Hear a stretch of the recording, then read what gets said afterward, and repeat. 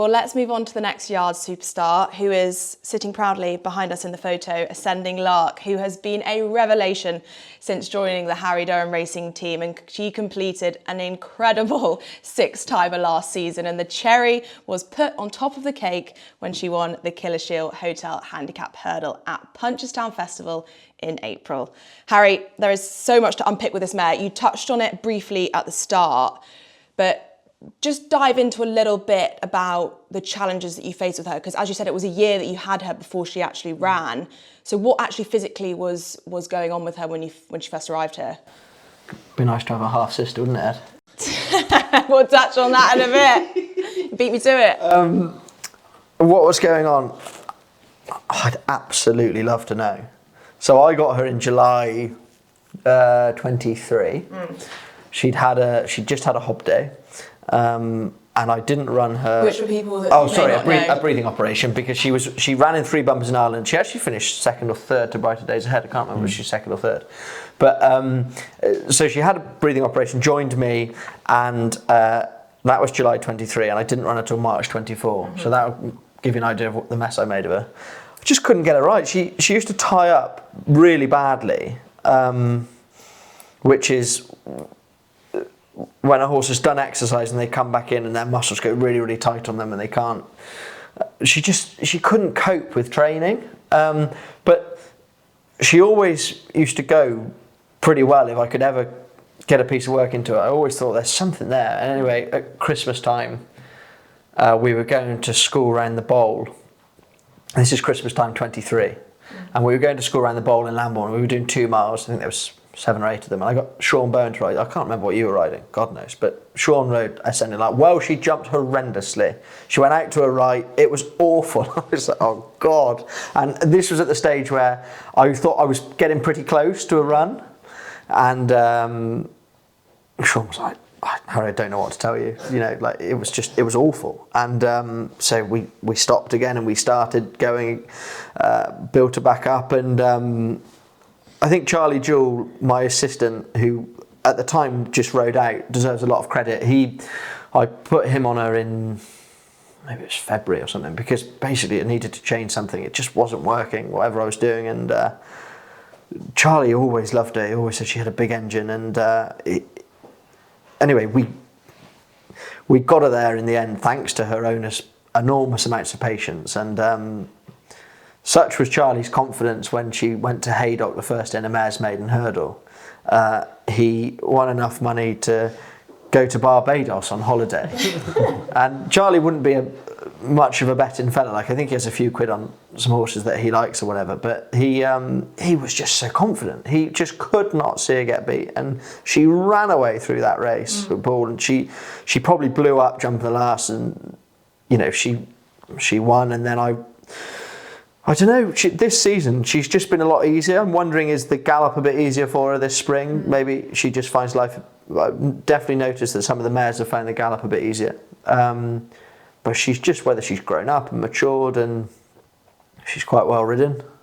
And yeah, I mean, you know, how many horses win 6 in a row? It doesn't really happen very often, does it? So she's clearly got an enormous engine. But she's bred to be a good horse. You know, Romeo Coolio, her half brother, is a very smart horse, and she's just very smart. And we'll touch on her pedigree in a sec, but Paul, let's just discuss firstly what she liked to ride. She just seems like she has such a willing attitude for you. Yeah, she's very straightforward now. As Harry said, the first day we ran her at Haydock, she like tanked all the way through the race. She was probably doing a bit too much, and she took me to the front. I couldn't have slowed her down anymore, but she's very straightforward now. And actually the last day at Punchestown, I guess she'd been, a lot of the races she'd ran in, like Newcastle, Ludlow, they were very small fields. And then suddenly in a 17-18 runner race at Punchestown, it was probably a bit of a shock to her maybe. She didn't travel that well, but... I mean, she was pretty much out the back of the telly for the whole race, apart from when she turned for home. Yeah, she did. Part of the plan, Paul? Yeah, well, I was going to say, was this plan A, plan B? Like, what plan was this? Yeah, no, that wasn't the first couple of plans anyway. What were you thinking? Like, were you just thinking this is all over, this is not going well, or did you have the faith that she would be able to pick up? Yeah, it wasn't going well. No, when we after we jumped the third hurdle, she wasn't. She was backing out of it big time. But Really? once she kind of got on the level ground down the back straight, she started. She jumped well throughout the race, to be fair. But she kind of started to get. I pulled her out wide and. Yeah, maybe she just didn't like getting crowded, but once she got past one or two, then she absolutely flew. I knew from the turn in, I was still quite far back, but she was going so quick then till I was like, there's no. I mean, I would love to see the sectionals of the time, like the speed that she increased up to the finish line was amazing, but we haven't seen you guys since that day. Was there a big celebration, I'm hoping? There was, I'd say. I didn't get too involved now, but You had steak then, didn't you? Because you had 10 stone 3 the race before. yeah. So, Oh no! yeah, but So you got stuck in at dinner. yeah, I did. Yeah, I enjoyed a nice steak on the way home. Were you in Popworld? Is there a Popworld in?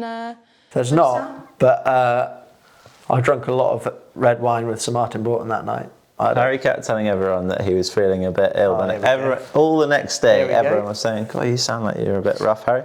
No, I was ill on Monday. I mean, yeah, right. It's called a hangover, mate. Go off it. Ed, touch on her pedigree for us, because as we said, she's from an incredible family, and you are very exciting. You've actually got her half-sister for the OLBG Racing Club team. Yeah, it's a wonderful family. Her dam, Miss Bailey, is a daughter of Capguard, who was the winner of 3 races, and she's a sister to 2 black-type horses herself.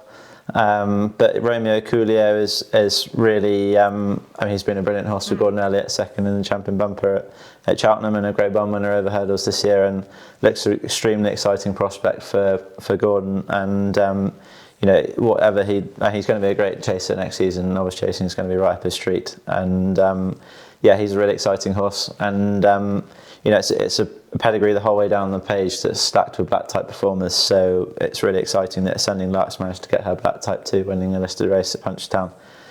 So yeah, really excited that we've managed to acquire her half sister, Julio Coolio. Which I think is just such a cracking name. Good name. So good. Absolutely love it. So yeah, Harry when he wasn't hungover at all, and I and So Paul boring, isn't it? went to go and see her during Punchestown week. Day Which after? it was actually a little bit silly. We should have bought her the day before. Yeah, she'd be Ascending Lark cheaper. one. Yeah, which is Yeah, you've just bumped up her price by 10 grand. yeah. Paul, I don't know what you were doing. You should have just wheeled out there down the back straight. But Literally the day after Ascending Lark, Ed had us in the car at 7 a.m. going to Christ knows where in Ireland. Grind So- never stops. No, never stops. Never stops. And you rode a few horses that one, didn't you? Bit of schooling? Yeah, we gave her. I had to sit in her just around the Gallop and jumped a couple of fences. So yeah, it was there's actually plenty of similarities to look at them. She's obviously still more immature, you could say, than Ascending Lark, but in terms of shape, I would say they're quite similar. Aidan Fitzgerald, her trainer, is a lovely, lovely man. And Paul was riding around the Gallop, and we said, will we see her have a jump? And he says, yeah, I'll just put my man on her to jump. He said, the schooling strip is quite short, needs a bit of knowing. I said, don't worry about that. Paul will ride it. On you go. I think I was chatting to Charlie Jewell about that the other day, and I said, geez, thank God you said that I was going to. I'd have been fair embarrassed if. Can you imagine if they'd taken you off at school? You'd have been fuming, wouldn't you? You just sat in the car. Just watching them go over. Cantering around the Gallop and they'd take him off. Can you imagine he'd win a Punchestown winner the day I was going to before? say, just Was it a challenging schooling strip? Not for a man like you. No, not for Paul O'Brien. Yeah, no, there was a sharp pull up, you could say, and a big wall at the end of it. But once you could, once you want to ride a keeper. Sound that good. no, it was grand. Yeah. But let's just wrap up with Ascending Lark, because the sky's the limit with the mare. What's the plan for her next season? Sticking over hurdles? Will she go chasing in the future? What's the plan? January at Ascot, there is a Grade 2 mare's hurdle. I'd be surprised if you see her before that. Great. Love the decisiveness. She's not really a girl before Christmas. She likes to take it easy before Christmas. She likes to have a little She likes to get involved in January. December and November, not for her. You're turning into Willie Mullins now, aren't you? You just get your mares out after the new year. All the horses unleashed in the new year. If there's anyone to copy, Yeah, that's fair. That's fine.